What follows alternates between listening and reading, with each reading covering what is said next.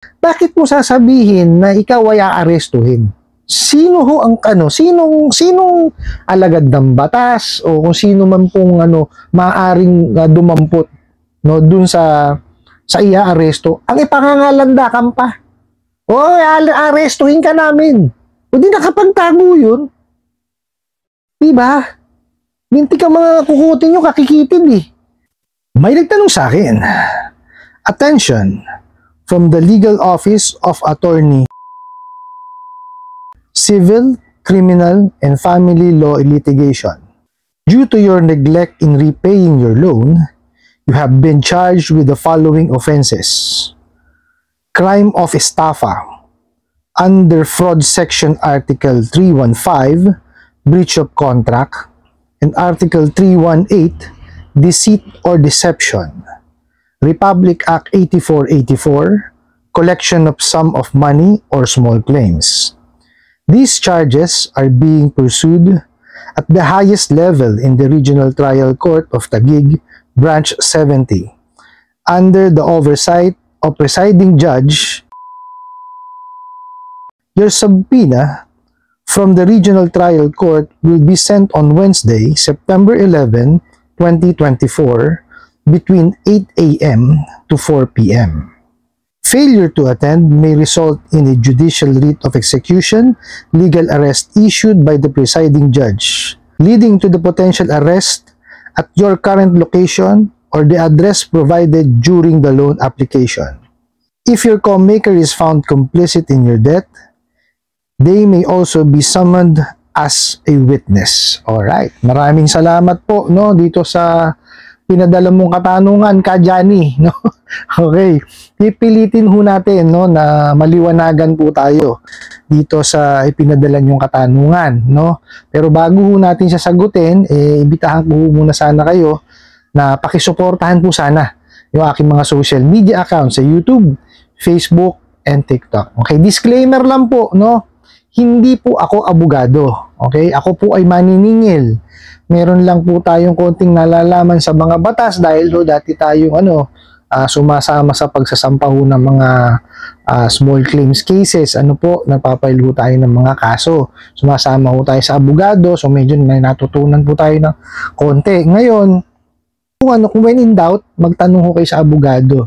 Okay po? Kasi nga, hindi ho ako abogado. Diliwanagin ko lang ho, yun ho ang una nating dito, okay? Okay, ito ho Ka-Johnny, sasagutin ko na itong tanong mo okay ba? Ang sabi ho dito sa pinadala niyong katanungan, attention daw nasa legal office ng abogado. Okay, chinek ko po yung abogado sa website po ng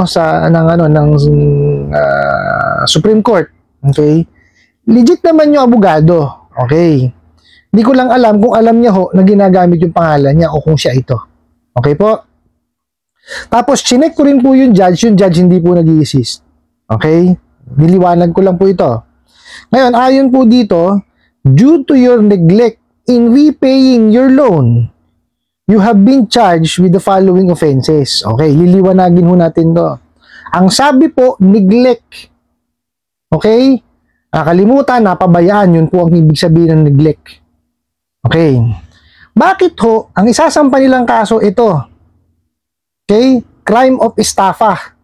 Okay? Under fraud section ng Article 315 tsaka Article 318. Oh. Neglect pa lang ho nakalimutan or napabayaan. O, di ba? So, gawin po dapat is, singilin muna, puntahan muna sa bahay. Kumbaga, gawin ho lahat ng pamamaraan ng paniningil.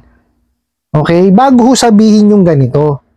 No? Kasi criminal case ho yung estafa. Okay? Para ho yan, maging estafa, dapat po yan, meron niyang panlilin lang at panluloko. No? Sa simula pa lang po ng transaksyon ninyo. Okay? Halimbawa po niyan, let's say, nagbigay po ng faking ID. Okay? Nagbigay ho ng hindi tamang address. Okay? Yung sasabihin, yung kuwari, gagamitin ko to sa sa pagpapagawa ng bahay, hindi naman pala. Okay? Yun po yung mga sample, no, ng panlilin lang. Okay? Kailangan patunayan ho muna yon. Hindi ho basta-basta na ganun. Paano ho patutunayan itong mga bugok na mga online lending apps na to na kayo nag-commit ng estafa kung wala naman ho credit investigation? Di ho ba? Kasi may iiwasan ho yan sa credit investigation Di po ba? Kasi i-check mo lahat ng documentation na ipinasa. Pupuntahan niya sa bahay. O di kaya kahit dun lang sa opisina, basta meron kayong mga mekanismo magagamit Okay, marami naman hong pamamaraan para ma-check yan kung tama yung mga documentation na pinapadala sa inyo Di ba? Pagka na-check ho yun, at nalaman na mali yung ibinigay na information, bakit mo pa kailangan ituloy yung pagpapautang? Bakit mo pa kailangan makumit yung yung estafa? Di ba? Hindi mo na kailangan yun hindi na kailangan umabot pa doon maliwanag ho yan kasi nga wala ho silang credit investigation, walang verification, walang evaluation, di ba? Sila, basta may nakitang ID at nalaman po yung number po ninyo is connected sa e-wallet, padadalang ka na ng pera niya mga bugok na yan. Tapos ganyan na sasabihin nila, sila tong nagpabaya. Di ba? Gusto kasi ho nila mabilis ang pagpapautang. Ayan, sa sobrang bilis, ayan, ganyan na nangyayari sa kanila. Actually, marami yung gumagawa sa kanila niyan. Yung mga Ola farmers. Di ba? Kaya nga sinasabihan ko itong mga Ola farmers na to, tigil nyo na yan. Kasi pagka kayo nawili at natapat kayo ngayon sa mga online lending apps na legitimate, na miyembro ng CIC, ng NFIS at CIMAP, or na sinubukan nyo sa mga lending financing at bangko, todas kayo. Mahihirapan na kayo. Magkakaroon kayo ng marga. Yan ho lagi ko sinasabi sa inyo. Kaya huwag nyo pamihasahin. Hindi porkit nagawang kayo ng hindi tama nitong mga abusadong online lending apps na to, gagantihan nyo pati ibang mga lending. Diba? Hindi tama yun. Mali na nga yung ginagawa nyo, gagawan nyo pa ng mali. Sa tingin nyo, tama yung ginagawa nyo. Diba hindi? So mabalik po tayo dito. So mali po, di ba? Hindi po pwede maging criminal case yan. Kaya ng teting talaga mga mga abusadong online lending apps. May malang ho kayo, may masabi lang kayo. Di ba? Hindi naman tama. Maliwanag ho sa natin sa Bill of Rights yan, sa Article 3, Section 20 of the 1987 Charter state that no person shall be imprisoned for debt. Maliwanag ho, wala hong nakukulong sa utang. Pero, meron hong nakukulong sa utang pag yung pamamaraan niya ng pagpapautang, ay ng pangungutang, hindi tama. Yun nga ho is yung panloloko at panlilinlang. Pero yung pangungutang mismo, sa utang hindi ka nakabayad, ay hindi ho, wala hong nakukulong yan. Pero kung yung pamamaraan mo, nung nahiram mo siya, yun, doon meron. Kung nanloko ka, nanlinlang ka, yun, may kulong yun. Criminal offense yun. Punishable by, by imprisonment. Meron pang penalty yun. Sana ho, maliliwanagan, ha? Okay. Tapos, may sinasabi pa siya rito. Okay. Yun daw hong Republic Act 8484, open close parenthesis, collection of sum of money or small claims. Sino nagsabi sa yung yun? Ha? Yung Ako sa totoo, nilista ko ho kasi maraming Okay? Yun pong RA 8484, yan po yung Access Device Regulation Act. Okay po? Ito pong access device, ito po yung yung mga yung sa credit card, debit card, yan po. No? Yung parusa doon kung pagka yung ginamit siya sa hindi tama. Okay? Hindi ho siya hindi siya small claims or collection of sum of money. Di ho ba? Mali-mali yung inilalagay nilang mga mga isasampang kaso. So maliwanag po, walang alam sa batas. Di ho ba? Ako nga po, nagsasasama na ako sa mga abogado. Di ho ba? Kasi nga frustrated lawyer ho ako. Nagsasasama ho ako sa kanila para at least matuto ko kahit papano. Kasi iba ho yung may alam Di ho ba? Pero, hindi ko pa rin siya kabisado. Nakita nyo, nagno-notes pa rin po ako. Nung pinadala po sa akin kagabi to ni Kajani, ni-research ko po siya.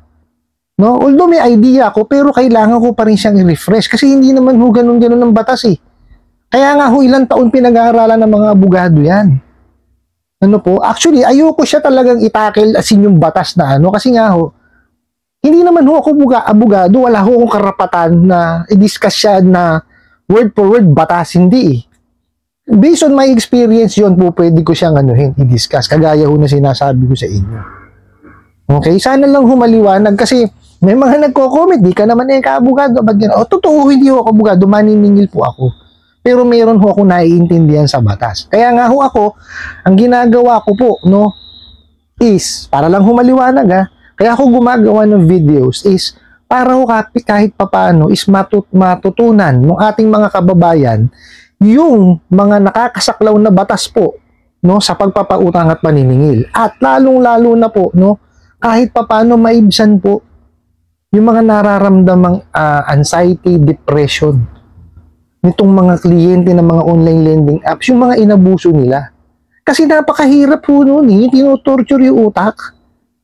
Hindi ko kasi ganun ang tamang paniningil. Actually, hindi paniningil yun eh. Diba? Pantotorture sa utak yun.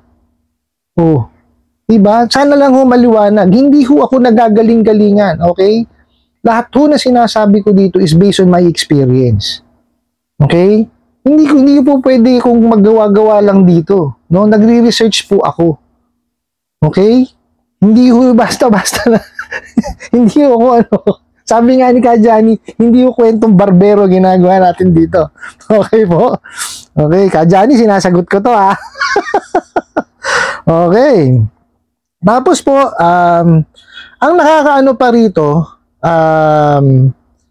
pagka daw na pursue yung itong mga charges na to sa highest level ng regional trial court. Anong highest level? Tsaka bakit sa RTC magpapile? Usaping utang to.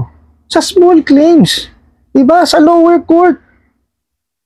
Hindi sa RTC. Diba?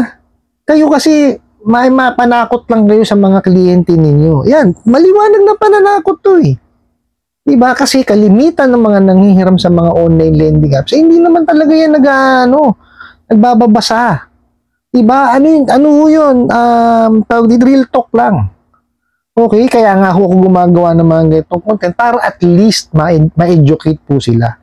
Mabigyan po sila ng armas laban sa inyong mga abusadong online lending apps. Ganyan ang ginagawa nyo.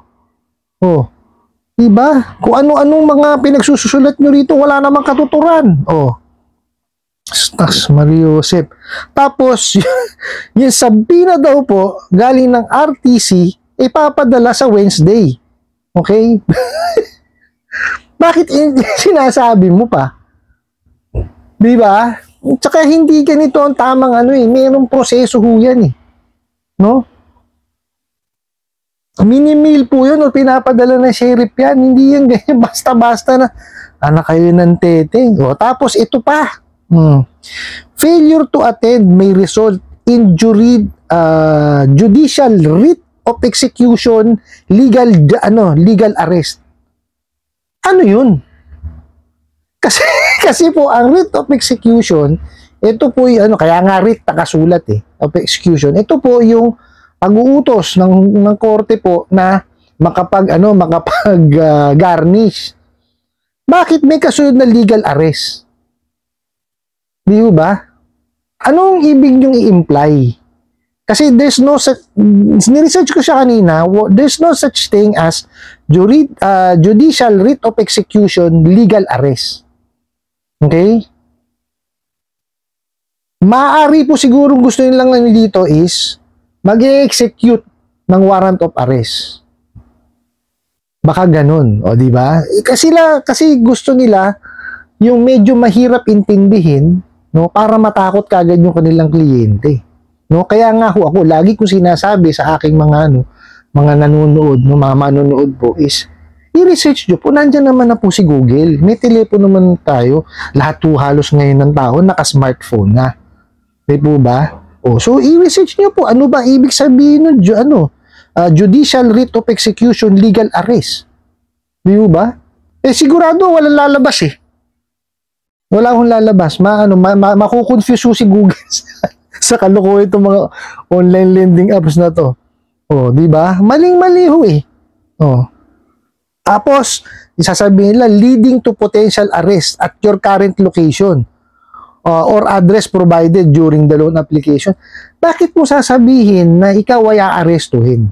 Sino ho ang sinong alagad ng batas o kung sino man pong maaring dumampot dun sa iya-aresto, ang ipangangalandakan pa. Arestuhin ka namin. O di nakapagtago yun. Diba? Minti ka mga kukutin nyo, kakikitid eh. Kayo ng teteng talaga. Ito yung nabubwisit ako eh. If your co-maker is found complicit, tingnan nyo, complicated yung ginagamit na word eh, di ba? In your debt, they may also be summoned as witness. Okay? Pag sinabi ho kasing complicit, ibig sabihin is kasabwat. Okay? Kasi kung sinasabi nilang kasabwat, okay, bakit gagamitin witness? Di ba?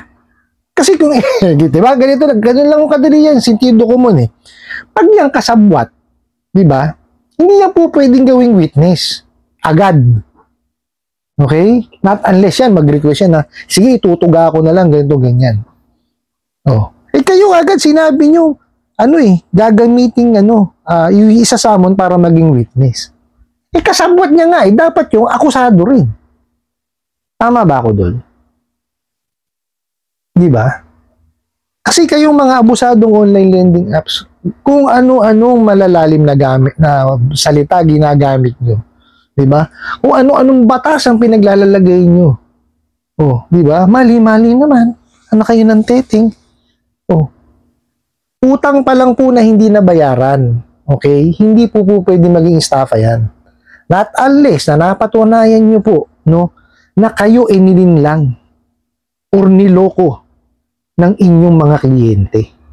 Paano nyo ngayon patutunayan nyo kung hindi kayo nag-credit investigate, mga bugok? Di ba? Kayo gumagawa ng sakit ng ulo ninyo. Hindi po pwede kasi ang pabilisan ng pagpapautang. Lahat ho ng gawain na dinaan nyo sa mabilis na pamamaraan ay siguradong hindi ho yan magiging effective. Okay? Proven na ho yung proseso ng pagpapautang since nung panahon pa ng matagal na. Na may credit investigation. Kayo, tinanggal niyo credit investigation. Paano kung nangyayari sa inyo ngayon? Nakita niyo, di ba? Puro pa panghaharas ang ginagawa ninyo. Di ba? Kaya nga gumawa ang SEC ng Prohibition on Unfair Debt Collection Practices. Inilista na kung alin yung mga hindi dapat gawin. Yun pa ginagawa nyo. Mga bugok talaga kayo. Di ba? Yun.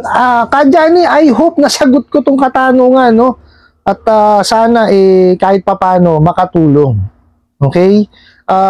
Dun ho sa mga manonood po natin, wag ho kayo masyadong naniniwala agad dun sa mga mini-message sa inyo. Make your own research, gumawa ho kayo ng sarili niyong due diligence na mag-research kayo kung tama ba yung sinasabi nila dun sa mga mensahe. Kasi baka mamaya tinatakot niyo yung sarili ninyo nang wala namang katuturan. Kasi yan ho ang gusto ng mga abusadong online lending apps na to. Okay? Yung pumasok sila sa isipan ninyo para kayo magkaroon ng anxiety at depression. Pag nagkaroon kayo yan, habang buhay yan. Napakahirap pong sakit yan. Mental health to. Napakahirap yan. Kailangan yan, Kaya nga mental health natin, dapat lagi natin inaalagaan eh. Kaya nga ako nakita nyo ngayon, dati talagang sagad-sagad ako magtrabaho, ngayon din nagpapahinga na ako. Napakahirap pong masira ng na pag-iisip. Po? I hope nasagot ko po itong katanungan na to at sana po yung makatulong. Maraming salamat po sa inyong walang sawang pagsuporta at panonood sa aking mga videos. Maraming salamat po sa inyong pag-like, pag-share, pag-comment at pagtatanong. And kunin ko na rin po itong opportunity na to na imbitahan po sana kayo na pakisuportahan po sana yung aking mga social media accounts sa YouTube, Facebook, and TikTok. Hanggang sa muli po. Yun lang.